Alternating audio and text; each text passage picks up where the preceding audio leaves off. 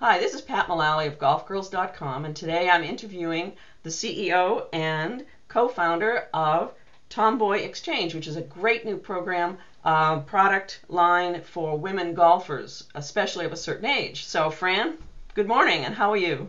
Good morning, Pat. Thank you. I'm doing quite well, very excited. We are 2 days into a Kickstarter campaign, and so it's been a wild ride, but here we go. Well, what do you mean by Kickstarter? Well, Kickstarter is an online crowdsourcing community, really. Yeah. It's a place where people that have new ideas can go and kind of do a proof of concept, and that we found that as a great opportunity to show that there are women who want this kind of clothing. And so as a member, you go to Kickstarter.com and you can find us under Tomboy X. And what you do is you make a pledge. And when you make a pledge, there are different categories. So within each category, we reward you with a shirt, a hat, any kind of thing, depending on the pledge level. Right. And that money, once we hit our goal, we can use that money to kickstart our company. Now, your company, this is brand new. This is something that's just started, and obviously you've gotten a lot of feedback from people to say that there's a need for this. Describe the kind of clothing that you're creating. Well, we've been working on this for about a year and a half and came up with the idea. Basically, I get credited with the idea, but it wasn't my idea. It was my complaint. Okay. And so I happen to work with a lot of women that get things done. And so, we started thinking about it and wondering, well, why is it? Why is it that, now that I've hit 50 and my body is changing, why can't I find clothes that I feel comfortable in, that express who I am, and that are built for my body? So and I started talking to other women and found out that there's a huge underserved market there that are just, it was funny because people get so passionate. They'd be like, oh, yeah, the sleeves, they're always up here. And, I don't want this showing and stuff like that. And so it was like, well, wait a minute. Why is no one in the fashion industry paying attention to us? There are enough of us out there. I think that we're willing to spend the money to get high quality clothing that fits us well. Right. And we add in that we're making it in the United States, and it seems like a win-win. And so people get excited, go to Kickstarter, give you some money to get this thing off the ground, but at the same time, you do have some current items right now that are ready to sell. What we did, I'm partnered with an amazing designer. She was a designer for Tommy Bahama, Eddie Bauer. She did her own knit line, and so she's incredibly talented, and she's been working for the past year and a half. So we actually have narrowed it down. We've got some surprises if we're very successful on Kickstarter. Yeah. And I want to reiterate that on Kickstarter, we have a set goal, but the higher we go over the goal, the more the need, we can show that the need is even higher. So that's what we're trying to do, because the goal we've got set right now basically allows us to go into minimum production for all of the 4 styles that we're coming out with. Okay. So the first is what we're calling a classic, and it's just classic button-up, but it has some hidden nuggets. Number one, we're adding some cool contrast to the collars and whatnot, and then we also are we're making larger sleeves. We're making it. We don't have side seams on the classic. I saw that. It's kind of interesting. No side seams, and that magic little button that helps with the inevitable gap. Gaps. Yes, closing the gap. So that's a constant chronic problem. In fact, we talk to a lot of women who say, I don't wear button-ups because of the gap. Right. And so then we've got a really nice classic blazer that goes with it, and it's made out of sweatshirt material. But I know what your women really want to talk about are polos, because we've got 2. Go ahead. Yeah, no, I was just going to say, my focus is on, obviously for my readers, is golf attire. And we've had some good feedback from people who just can't find a lot of it that's good for the 40-plus person or the plus-sized woman, which... and there's a lot of golfers out there that fall into both of those categories. So I see you have a polo behind you. You want to show us that? Is that the beginning of a line? The first in many? Well, we've got 2 polos that we're coming out with. The first is a cotton, and the second is a dry release. Okay. And so I want to talk about both of them, but I want to address the size issues. Yeah. We've had to limit ourselves initially to making sure that we have just the sizes 4 to 16, but we know we want to go into the plus size market, and that would be a next step. But we have had to limit. We can't conquer the world today. Not yet, right? We'll save that for tomorrow. Okay. So we're heading out. We're very excited about this dry release, cotton dry release polo. Dry release has got a new performance technology, and I'm extremely tactile sensitive. Yeah. And so I can't do polyester. It makes me feel like I'm suffocating. And so when the designer started talking about dry release, I was like, no, I'm all cotton for me. I can't do anything but cotton.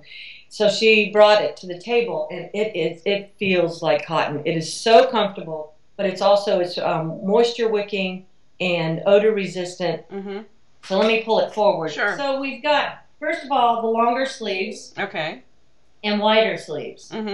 And so they hit you about, most women right above the elbow, which is a great, and it's just extremely comfortable. We've also built in the side seam. No side seam, and have used contrasting pattern or fabric color. Yeah. It's still dry release, but you can see it's slimming because it's got the black side panel. Sure. And we thought that the golf community would like to go back to kind of their roots of, a wild argyle. A sort of argyle, right? Yeah, it's very popular this day. What I cannot, our readers aren't going to be able to absolutely tell what color this is. Can you describe the color?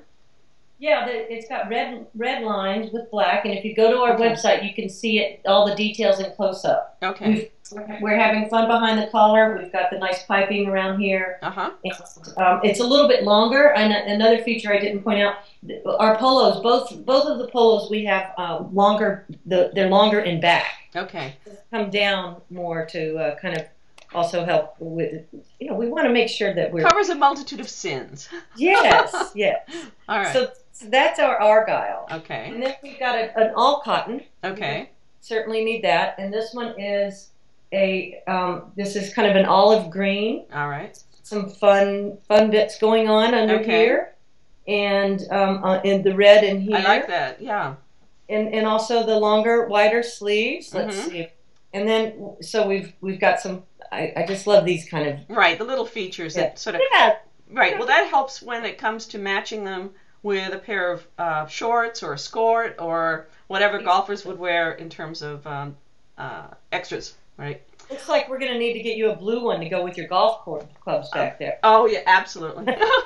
Well, that brings me to the next question. I know you're at the beginning of creating this line, which is really exciting.